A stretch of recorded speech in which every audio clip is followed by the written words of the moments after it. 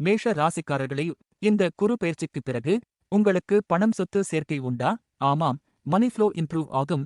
June 2 முதல் மிதுனத்திலிருந்து கடகத்திற்கு பெயர்ச்சி ஆகும் குரு உங்களின் பொருளாதார நிலையை எப்படி மாற்றுவார்?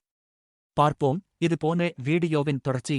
இந்த பெயர்ச்சிக்கு பிறகு குரு உங்கள் ராசிக்கு 4ஆம் இடத்திற்கு வருகிறார். 9ஆம் வீட்டுக்குரிய குரு 4ஆம் வீட்டுக்கு வருவது நல்லதுதான்.